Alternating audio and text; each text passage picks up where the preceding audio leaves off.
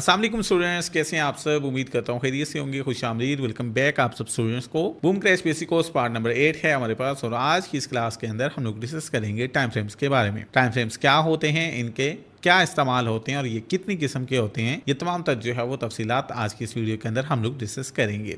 Video को start करने से पहले हम सीधा बढ़ते हैं अपनी टैब की स्क्रीन पर और वहाँ जाकर प्रैक्टिकली हम समझते हैं टाइम फ्रेम्स के बारे में। जी स्टूडेंट्स, मैंने जो है वो स्क्रीन आप सबके साथ शेयर कर दी है। अब यहाँ पर हमारे पास ये एक जो है वो चार्ट ओपन है। आप किसी भी जो है वो पेयर का चार्ट ओपन कर लेंगे। चार्ट ओपन करने के बाद आप सिंपली जब यहाँ पर अपने चार्ट में मौजूद किसी भी जगह पर क्लिक करेंगे तो इस तरीके कार से आप लोगों के सामने ये वाला सर्कल शो होगा। अब इसके अंदर यहाँ आपको डिफरेंट जो है वो ऑप्शन शो हो रहे हैं, जिसके अंदर हमारे पास M1, M5, M15, M30, H1, H4, D1 और इसके अलावा MN तक का जो है वो ऑप्शन शो हो रहा है। ये बेसिकली क्या है, ये हमारे पास टाइम फ्रेम सर्कल है जिसके अंदर हमारे पास मुख्तलिफ टाइम फ्रेम्स मौजूद हैं। इनके मकासद क्या होते हैं, ये टाइम फ्रेम्स बेसिकली मार्केट की जो प्रीवियस हिस्ट्री होती है, प्रीवियस मूवमेंट होती है, उसको देखने के लिए इस्तेमाल होते हैं। फ़र्ज़ कर लें अगर हम लोग जो है वो बात करें M1 की, तो M1 का जब हम लोग टाइम फ्रेम इंतखाब करते हैं, मुंतखब करते हैं इसको, तो इसके अंदर हमारे पास एक ऐसा टाइम फ्रेम ओपन होता है जिसके अंदर बनने वाली हर एक कैंडल 1 मिनट की होगी। यानी यहाँ पर मार्केट की प्रीवियस 1 मिनट के दौरान जितनी भी मूवमेंट हुई होगी वो हमारी इस एक कैंडल के अंदर शो होगी।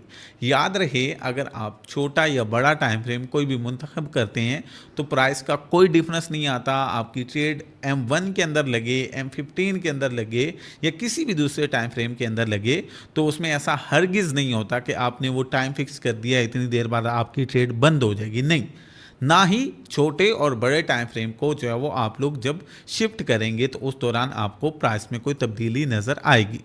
सादा लफ्ज़ों में ये हमारे पास मार्केट की प्रीवियस जो मूवमेंट है उसको देखने के लिए जाविये के तौर पर इस्तेमाल होता है। यानी आप लोग जब M1 का टाइम फ्रेम मुंतखब करेंगे तो ये एक छोटा टाइम फ्रेम है, इसके अंदर आपको मार्केट की हर एक मिनट की मूवमेंट जो है वो नज़र आएगी। आप मार्केट को करीब से देखेंगे और जब आप मार्केट को करीब से देखेंगे तो आसानी से अंदाज़ा लगा पाएंगे कि आने वाले 5, 7, 10, 15 मिनट के अंदर मार्केट की नेक्स्ट मूव क्या हो सकती है, क्योंकि आप मार्केट को बहुत करीब से, बहुत बारीकी से देख रहे हैं।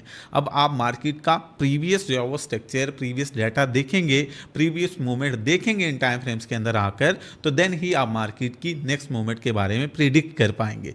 तो अब जब M1 का टाइम फ्रेम है तो इसमें आपको बनने वाली हर एक कैंडल M1 की नज़र आएगी।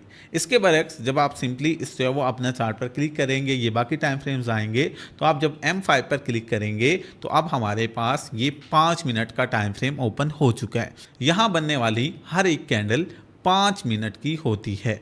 यानी मार्केट में यहाँ पर जितनी भी कैंडल्स बनेंगी हर एक कैंडल का दौरानिया 5 मिनट का होगा।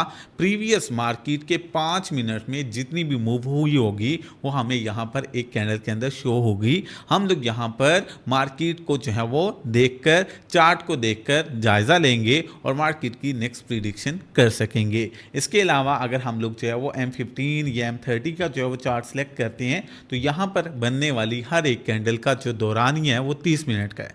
अब यहाँ पर एक कैंडल 30 मिनट बाद कंप्लीट होगी और नेक्स्ट जो कैंडल स्टार्ट होगी वो अगले 30 मिनट बाद ख़त्म होगी। इसी तरह H1 की बात करें तो यहाँ बनने वाली कैंडल हर एक घंटे की जो लेटेस्ट मूव होगी मार्केट की, यानी जो प्रीवियस मार्केट का 1 घंटे में मूव हुआ होगा वो हमें यहाँ पर शो होगा। और H1 के टाइम फ्रेम में बनने वाली हर एक कैंडल का दौरानिया 1 घंटे का है। इसी तरीके कार से अगर आप D1 की या वीक 1 की बात करते हैं तो यहाँ पर बनने वाली हर एक कैंडल, यहाँ पर बनने वाली हर एक कैंडल D1 के टाइम फ्रेम के अंदर 1 दिन की होगी।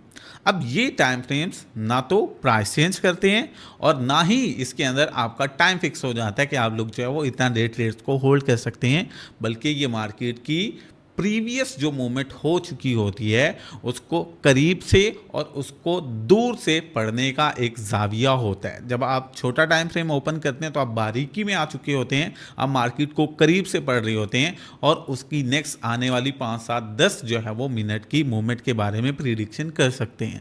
इसी तरीके कार से जब आप बड़ा टाइम फ्रेम लाइक आप H4, H1 का इस्तेमाल करते हैं तो आप मार्केट को दूर से देख रहे होते हैं, यानी उसका बड़ा टाइम फ्रेम मुंतखब करके अब मार्केट का प्रीवियस जो बड़ा मूव है उसको जो है वो वॉच आउट कर सकते हैं, उसको फिर एनालाइज कर सकते हैं और फिर उसके अकॉर्डिंग नेक्स्ट मार्केट की अगले जो है वो घंटों और दिनों तक होने वाली मूव के बारे में जान सकते हैं। सो टाइम फ्रेम बेसिकली मार्केट की मूवमेंट को पढ़ने का एक जो है वो अपना जाविया है। आप इस जाविये को छोटा भी कर सकते हैं, बड़ा भी कर सकते हैं। आप इस जाविये को जितना बेहतरीन तरीके से इस्तेमाल करेंगे उतना ही अच्छे से आप मार्केट की प्रीवियस मूवमेंट को जान सकेंगे और नेक्स्ट आने वाले टाइम की प्रिडिक्शन कर सकेंगे। मेरी नज़र में जो स्टार्टिंग के अंदर आप लोगों के लिए बेस्ट टाइम फ्रेम्स हैं जो आप लोगों को इस्तेमाल करने चाहिए वो हमारे पास H1 का या M30 का टाइम फ्रेम है। आप लोग इसी टाइम फ्रेम को इस्तेमाल करके मार्केट की प्रीवियस मूवमेंट को जानेंगे और फिर उसके बाद उसके अंदर नेक्स्ट है वो अपना 2, 3, 4, 5 घंटे के लिए अपनी ट्रेड को लगाएंगे। याद रहे टाइम फ्रेम का प्राइस से या आपकी ट्रेड से कोई ताल्लुक नहीं है, यानी आपकी ट्रेड जो है वो अपना इतने टाइम तक लगेगी उसके बाद बंद हो जाएगी, ऐसा नहीं है। टाइम फ्रेम सादा लफ्ज़ों में मार्केट को देखने के लिए एक जाविया होता है कि आप किस जाविये से मार्केट को देख रहे हैं, करीब से या दूर से। होप सो आप लोगों को मुकम्मल समझ आ चुका होगा। अगर इसके रिलेटेड मजीद आपका कोई क्वेश्चन है आप डिस्कशन ग्रुप में एडमिन्स के साथ ज़रूर डिस्कस करें, या इसके अलावा आप हमारा Facebook group Saim Flex Academy join करके वहाँ पोस्ट ज़रूर लगाएं। मिलते हैं नेक्स्ट वीडियो में, अपना ख्याल रखें, अल्लाह हाफिज़।